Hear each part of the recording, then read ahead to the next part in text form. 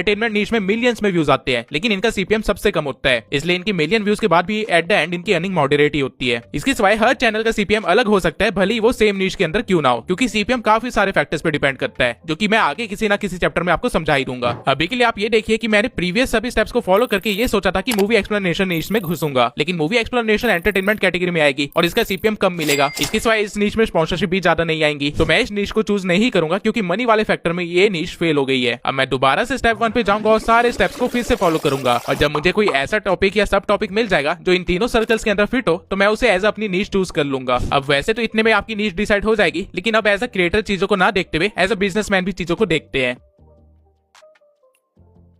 Let's assume आपने previous सारे points को फॉलो करके अपना एक कंक्लूजन निकाला कि आप हेल्थ एंड फिटनेस से रिलेटेड चैनल खोलेंगे, जहाँ पे आप एक्सरसाइजेस बताएंगे। लेकिन आप सोचिए कि क्या ये काम आप अगले 5 साल तक कर सकते हैं? क्या 5 साल बाद भी आप अपनी ऑडियंस को कुछ यूनिक प्रोवाइड कर पाएंगे? बेसिकली हम 6 मसल्स को ट्रेन करते हैं। अगर आप 6 मसल्स की 10 अलग अलग एक्सरसाइजेस भी बताएंगे, वो भी 10 अलग अलग वीडियोस में, और मान लेते हैं कि आपने थोड़े बहुत चेंजेस करने के बाद इसको रिपीट भी कर लेते हैं, तो भी आप सिर्फ 120 ही वीडियोस बना पाएंगे, जो कि आप आराम से 1.5 साल के अंदर कवर कर लेंगे। फिर आप क्या करेंगे? क्योंकि दोबारा कंटेंट रिपीट करने के बाद तो चैनल डेड हो जाएगा, यानी कि व्यूज आना ही बंद हो जाएंगे। अब इस टाइम पे आपको अपने चैनल का नीश चेंज करके एक व्लॉग चैनल बनाना पड़ जाएगा। और ठीक इसी तरह जहां आपने चैनल स्टार्ट करने के टाइम सोचा था कि सिर्फ 1-2 घंटे एक्सरसाइज करके रिकॉर्ड करके वीडियो डाल दूंगा, अब आपको पूरा दिन कैमरे के सामने रहना पड़ेगा। और हो सकता है कि ये चीज आपको लंबे टाइम तक पसंद ना आए, क्योंकि हम सब में से हर कोई इतना ज्यादा सोशल नहीं है। और वहीं दूसरी साइड जिसने मूवी समरी पे भी चैनल खोला होगा, वो 10 साल बाद भी यूनिक वीडियो डाल सकता है। तो फिटनेस में पैसा तो ज्यादा है, जो कि आप 2 साल तक अच्छा खासा कमाओगे भी, लेकिन फिर आप कंगाल होने लग जाओगे। वहीं एंटरटेनमेंट नीश वाला 2 साल बाद भी अपनी वीडियो डालता रहेगा और अगले 8 साल और काम करेगा, जब आप कुछ नहीं कर रहे होंगे। इसलिए स्टार्टिंग में नीश डिसाइड करते टाइम उसको आप एज अ 5 ईयर प्लान सोचना, और जरूरत पड़ने पे आप अपनी नीश को किस तरह कन्वर्ट कर सकते हो ये भी ध्यान में रखना। और नीश कन्वर्ट करने के बाद वो चीज आपके लिए सुटेबल है या नहीं, इस चीज को अपनी टॉप फैक्टर में हमेशा रखना। यूट्यूब पे 114 मिलियन से भी ज्यादा चैनल्स है, और बहुत ज्यादा चांसेस है कि आपने जो भी नीश डिसाइड की होगी उसमें ऑलरेडी काफी सारे बड़े प्लेयर्स होंगे, जो कि आपकी ऑडियंस को ट्रैप करके बैठे होंगे। तो उनको आप कैसे बीट करोगे? या फिर कंपटीशन को देख के नीश ही चेंज कर लोगे? आपको ऐसा कुछ नहीं करना है। यही रीजन है कि स्टार्टिंग में मैंने आपको पैशन ढूंढने के लिए कहा था, क्योंकि अगर आपका कोई पैशन है या फिर किसी चीज में आपका इंटरेस्ट है, तो फिर आपको कंपटीशन की फिक्र करने की जरूरत नहीं है, क्योंकि आपका कंटेंट खुद में यूनिक बन जाएगा। Let me explain. अगर आपका किसी नीश में इंटरेस्ट नहीं है, तो आपको उसकी ज्यादा नॉलेज नहीं होगी, और वीडियो बनाने के लिए आप यहाँ वहां से इन्फॉर्मेशन कलेक्ट करेंगे, या फिर हो सकता है अपनी कॉम्पिटिटर्स की वीडियो को मर्ज करके एक कंक्लूजन वीडियो बना देंगे। अब क्योंकि आपको ज्यादा नॉलेज नहीं है, तो आप अपनी ऑडियंस के लेवल पे ही होंगे, और आपकी ऑडियंस भी ठीक उसी तरह रिसर्च करेगी जिस तरह आपने की थी, जिसकी वजह से आपकी ऑडियंस को आपके चैनल पे कोई यूनिक वैल्यू प्रोवाइड नहीं होगी। और अगर ऑडियंस ने कॉम्पिटिटर्स की वीडियो देख रखी होगी, तो उनको ये भी पता चल जाएगा कि आपने कॉपी किया है, इसलिए वो आपको सब्सक्राइब भी नहीं करेंगे। एज अ रिजल्ट आपको ग्रोथ नहीं दिखेगी, आप फ्रस्ट्रेट हो जाएंगे और चैनल बंद कर दोगे, क्योंकि ये आपका पैशन नहीं था